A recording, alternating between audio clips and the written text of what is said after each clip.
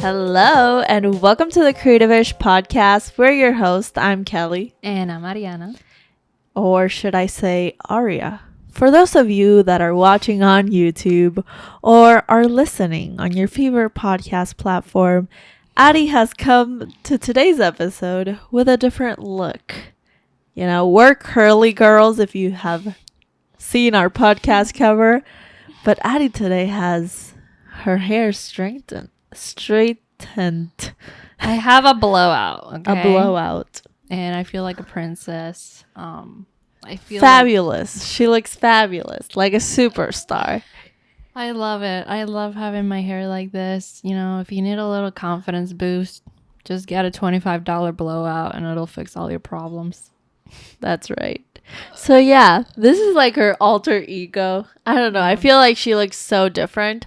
I feel like this is totally unrelated to the podcast, but that's the good thing about having curly hair in some ways. It's that you can blow out your hair and you look like a totally different person. Yeah. So for those of you watching that might be confused, no, this is Ariana, her alter ego. Anyways, let's get into today's episode. Mm-hmm. So for this week's episode, we had a bit of inspiration from the seasons and spring, because spring is among us now. It's coming, and we are doing a bit of a spring cleaning, not only in our lives, but in our business as well. And that's what we're going to be talking about. We're going to talk about basically how to spring clean your business, reset the business for a new quarter, new season, prepare, all of that good stuff. We're coming to you guys with 4 steps that you can follow to do a little bit of a reset on your business or in your life. And it consists of 4 Ds. I love it when things are, organized Have the way. same letter. 4 Ds. So D number 1 would be to disconnect. That is the first thing that we are prioritizing, because I feel like we've been nonstop for a while now. The whole first quarter, you feel like you have to go harder because, starting the year up again, with a lot of energy. And I feel like there is some need for some resting time right now. So disconnecting, I think it's the first thing that you should do. Yeah, because at the beginning of the year, we are so motivated, and rightly so. We're starting that new year and we want to get ahead and go really fast. But sometimes we go a little bit hard. Mm-hmm. So just like at the end of this quarter and at the beginning of spring and this new quarter, like just take a moment, as Adi said, to disconnect and just take a pause and chill. Yeah, turn off your notifications, delete the email app from your phone for a weekend or a few days. Get off social media. Do what you gotta do to relax and just completely take your mind off things. Like a mini vacation. Just a mini vacation. Yeah.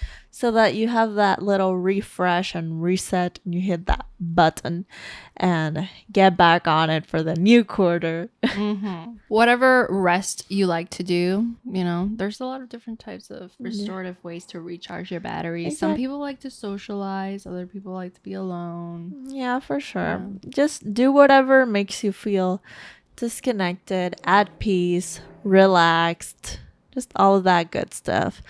And then, just nourish yourself, your body, just recharge.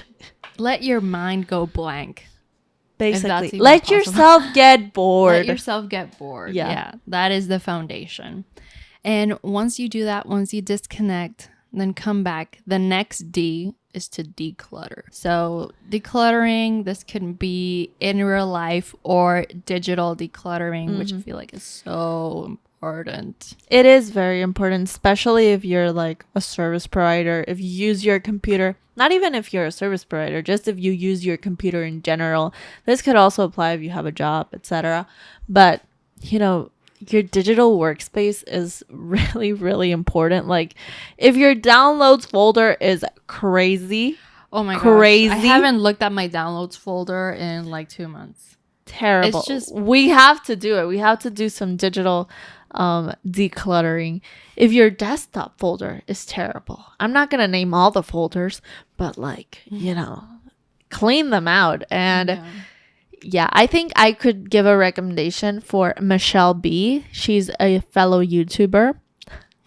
Fellow YouTuber. That's what I said. You didn't notice. But anyway, she has a lot of great videos on doing digital decluttering and like life admin days. And they're just, first of all, they're very aesthetic and very nice to watch. They make you feel at peace, and you can put them in the background while you're doing yours and like use her as a guide and how she organizes things and all of that. So for example, if you have clients that you're no longer working with, like archive those folders, just archive everything that you're not using or delete it, and clear out that space in your computer, because it's also going to make your computer run a lot faster.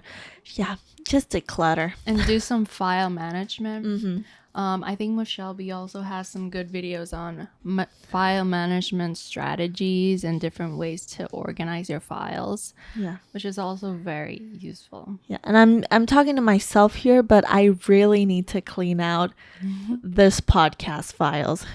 There's a lot of files that come along with doing this podcast. There's the thumbnails, there's the videos, there's the audio files. There's so many files that I need to clean out.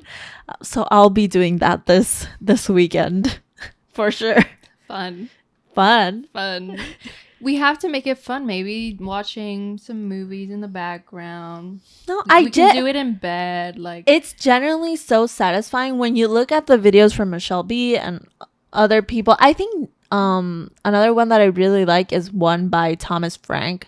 His video is a lot more about how to like name your files and like organize your files so they're organized. That's a very niche video, but it's really good. And when you start doing it, you find things a lot faster. Your life is so much more organized. And then also doing some IRL decluttering.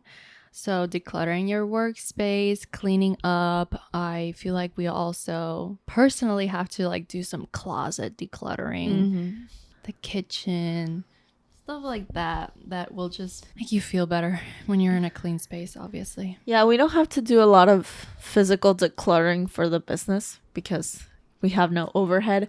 But if you're a product-based business, or if you have a business that requires decluttering and you accumulate a lot of stuff during the year, just take this moment to maybe throw out things that you're no longer using or donate them, all of that good stuff. And then you can also do decluttering in the sense of your business processes. So taking a look at how you're doing things inside your business. Like if you have processes for how you send files or how you send proposals or all of that stuff, I feel like I've recently had to take a look at my whole proposal sending process and trying to simplify it because, oh my gosh, it was like all over the place. So I am going to take a few hours and try and like simplify and declutter my proposals, because I used to send the longest proposals ever, like 20 plus pages, and I feel like it was hard work for me to like update them for each client and also for the client to consume. So I'm trying to see how I can simplify the copy, simplify the proposals and all of that. So that is also something that you can do in this time. Yeah, and that reminded me also of your CRM, so your customer management platform. We also need to declutter that and like archive some stuff in there. So take a look at your CRM, because that's one of the things that you just kind of like forget about, but you kind of need to clean them out every once in a while. And also decluttering your website. So give your website a little check, make sure that your links are working. If you're no longer offering certain things, like delete those pages, just delete old pages, delete things that you're not really using, things that don't feel aligned. Just give it a little decluttering and spring clean your website. We have to do a lot of stuff for the website. We haven't updated the portfolio. I feel like we're just sharing our to-do list. We haven't updated that thing in a whole year, so There's work to be done there. There's a lot of work to be done. And then the third D is to deconstruct. Kind of goes hand in hand with decluttering, but it's a little bit different. So deconstructing is more about reflecting and looking at your processes, looking at what you've done this last quarter, and reflecting on what needs to be better, what needs to have some improvements, what do you need more of, what do you need less of. And yeah, so we're going to also be like deconstructing our time usage. So for example, we time block a decent amount of time, not all the time, but we do a lot of time blocking. So we can go into our Google Calendar and see where our time went and kind of like deconstruct the percentages of our time and see if that is actually how we want to be spending our time, or if we could, maybe spend more time in this area and less time in this area. Mm-hmm. You can also check your screen time. So, yeah, exactly. Check your screen time. See how much time you're spending in certain apps. I'm looking at you, TikTok. But yeah, just see where you're spending most of your time and if you're being efficient with the time. In our business, we don't really do that much meetings, but sometimes in the time block, we can see that we spend an absurd amount of time sometimes on certain tasks that really don't require that much time. Try to time block your task as much as you can, or at the end of the day, like maybe you can do on Google Calendar, okay, like even if the day passed, like just time block what you did that day as a general guideline just for future use to see what you did that day, because truly sometimes we forget what we did that day. At the end of the week, we're like, what did I even do this week? And you don't really know. So at the end of the day, you can do that. Like you can write it out or you can time block on your Google Calendar. It's just everything changes throughout the day. So I don't see my calendar as set in stone, because at the end of the day, if I spend more time doing a certain thing or if I didn't do a particular task, I don't just leave it there, because for future reference, then it's not going to be accurate. So yeah. I try to move it around so that it's accurate. Exactly. It's good data to have. But if you're not a time blocker person and that it doesn't sound very fun for you, then check your calendar, check your tasks that you did, or just check maybe like what you were posting or what you were working on, and try and like see if that is the accurate amount of time that you want to be giving those areas in your life, and see if you can spot any inefficiencies. So that is what deconstructing is all about, reflecting on what you did and seeing how you can make it better. Yeah, and I think that also helps you think about for future projects, especially if you're a service provider, like think about, okay, this is this type of project and this is how long I spend and this is how long it's going to take. And that's going to also help you price your projects and all of that stuff, because sometimes it can get in the gray areas. Like you might be like, oh, I don't really know. But as I said, if you do time block and you're conscious of how many hours certain things take, then you can make more informed decisions. Another data piece that you can look at to kind of like deconstruct is your analytics on your social media and on your website.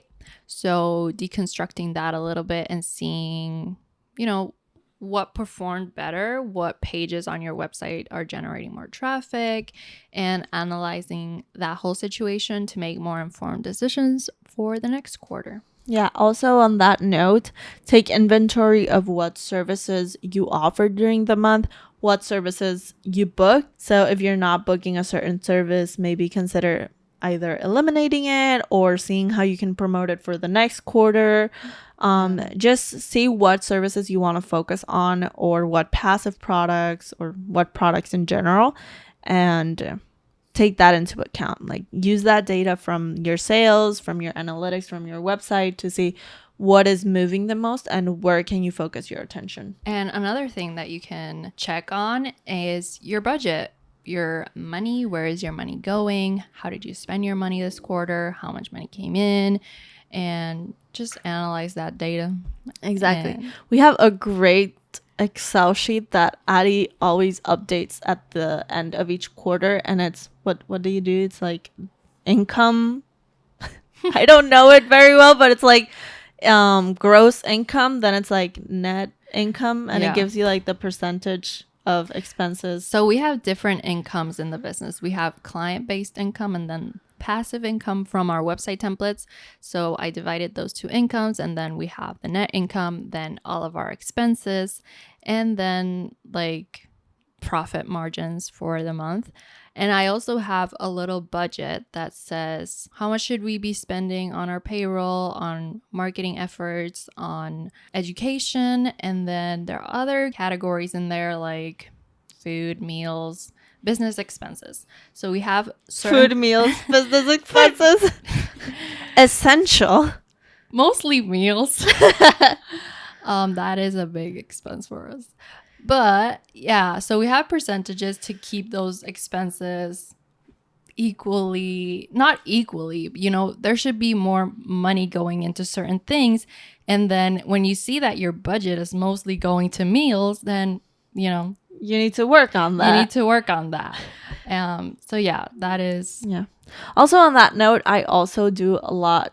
This is also more monthly as well, but at the end of the quarter, I also like to go into QuickBooks and make sure that the reconciliation of our accounts are up to date and good for our accountant, because there's a lot of like tax stuff and certain fees that we have to pay at the end of each quarter. I'm not going to get into that because the accountant does that, but we always prepare our accounts for that type of thing as well. So yeah, that's kind of like all that you can do on the third D of deconstructing.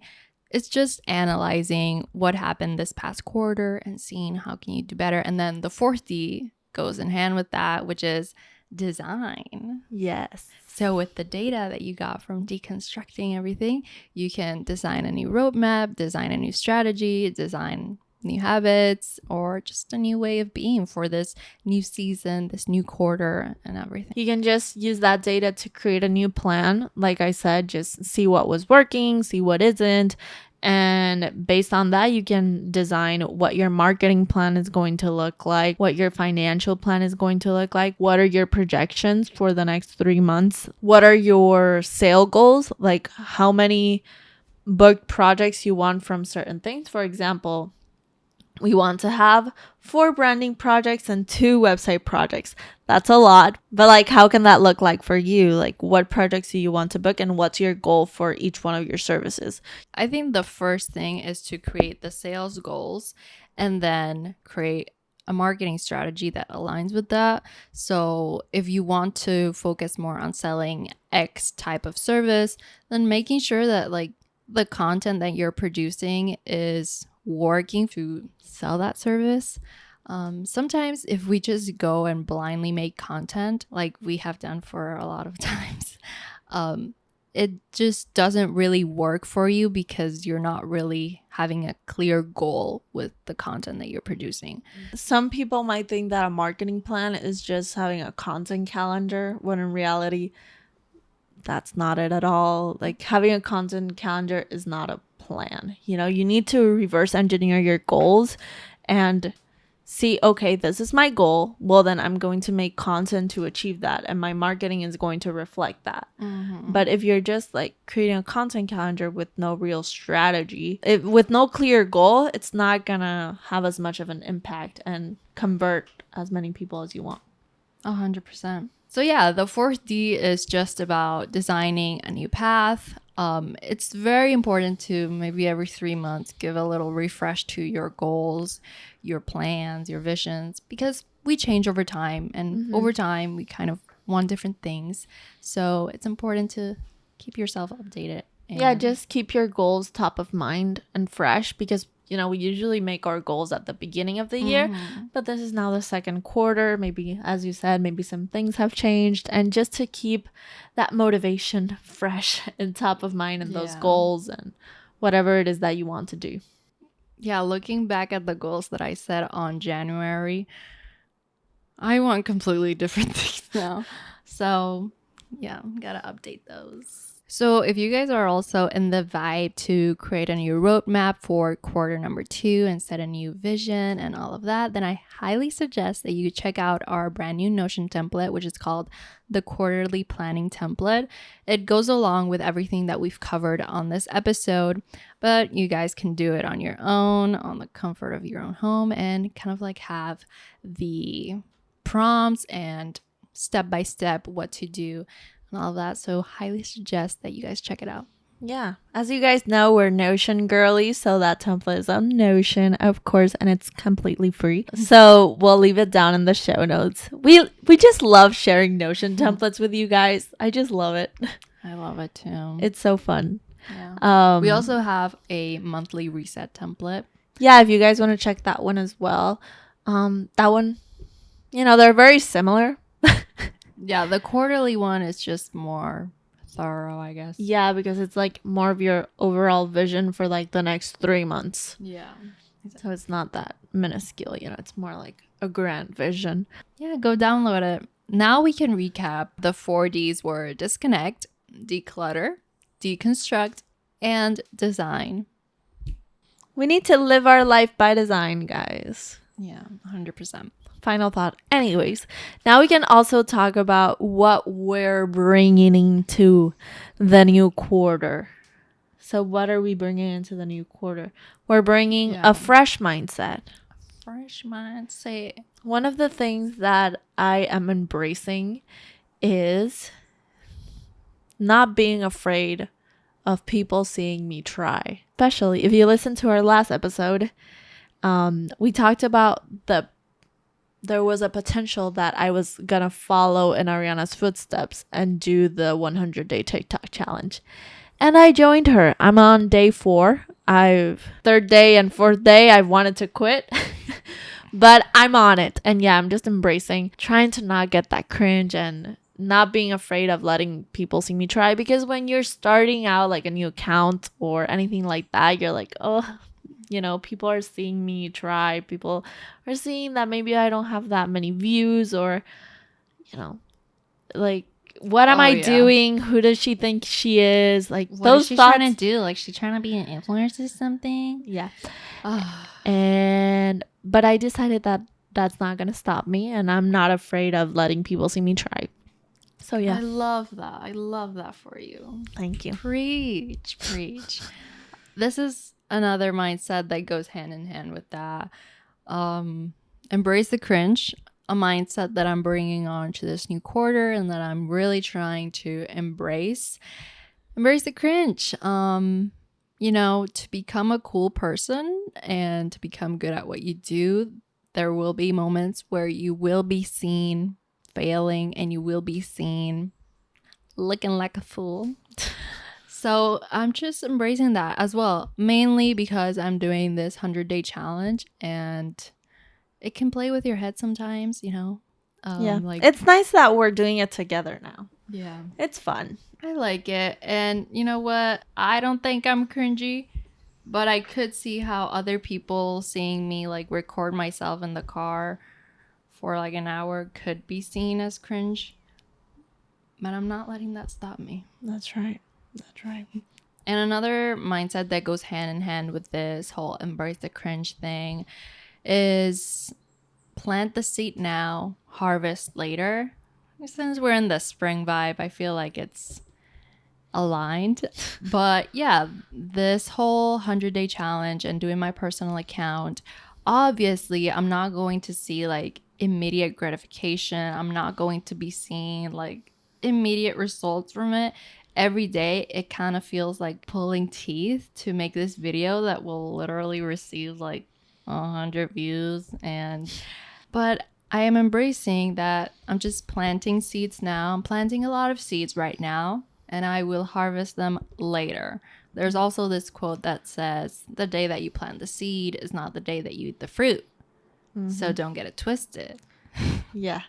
Just like my banana plant. I have a banana plant and now it's giving me fruit. But I've been months at it, just giving it water. It's been a very slow process. And now I'm planting tomatoes. And I'm not expecting the tomatoes to grow tomorrow. having a garden has really taught me patience.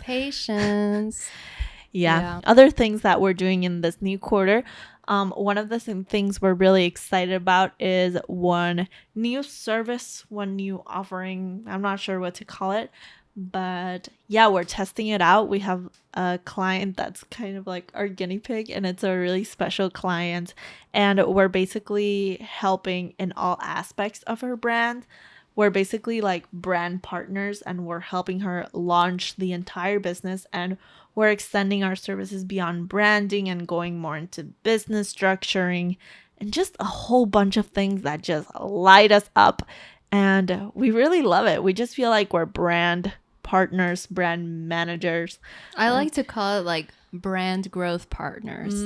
But it's much more than that, because it's not like we just come in on the growth part. It really was like a holistic experience with this client, where we did everything from like the naming to like the concept, creative direction, branding. We're doing the website, and we're also doing like marketing efforts and photography. I mean, like helping with content, all aspects. It's a whole experience. And when I envision the studio in the future, this is what I envision. I envision projects that are holistic, that are like, from A to Z, like a whole experience. So I'm very excited about that. And it's like our main project this quarter. Ooh, and I'm so excited about it. Like, it fills me with so much excitement, and I just love it.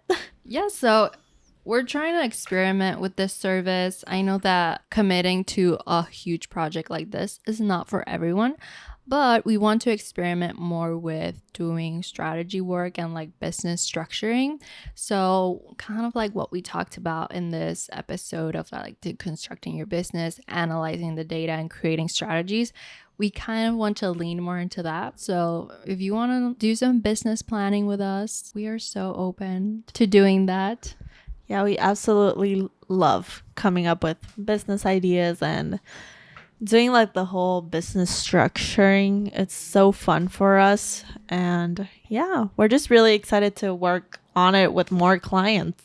Also on this quarter, we're really focused on just putting ourselves out there. I know you must be tired of hearing that from us, but yeah, now I really do feel like a TikToker. Like, we have so many accounts. We have my personal account, we have your personal account, we have the artist studio account, and we have the podcast account. We're managing so many. I don't know how we're keeping up, even though we're not like producing that much. No. It's just simple content. Yeah, it's just segmented, and it feels so nice. It feels a lot better that way. Yeah, I feel like it can flow better. And having a personal account, I don't know why I didn't do it sooner. I love it. And yeah, what's going on with TikTok? I really don't know. I mean, I don't think they'll actually ban it. I don't know. But if it gets banned, I'm like, well, I'm going to YouTube Shorts, because Instagram is not giving me anything either. Like, I feel like nobody finds us on there. I mean, I don't know. Sometimes I feel like we have more reach on Instagram Reels sometimes randomly. Yeah. And now we have a little bit more followers on Instagram, because we had a huge shout out from one of our clients who has a big following. So I don't know, like, yeah, Instagram, but I feel like also as a user, like, I don't feel like Instagram is fun anymore. No, it's not fun, because you follow this list of people and you just see the same people every day. It gets boring up to some point. Like, I go on Instagram, I can expect to see the same story, the same picture. It's not giving. And the explore page sucks. Like, it's nothing compared to like the FYP. Yeah, there's like no variety. But anyways, wanna, this is a whole other topic. I hate people that just bash on social media apps, comparing them to TikTok. Like, Instagram has their purpose. TikTok has their purpose. They're different in that way. Yeah. Whatever. It's a whole other topic. So yeah, guys, that was today's episode. We went on a little bit of a rant at the end there.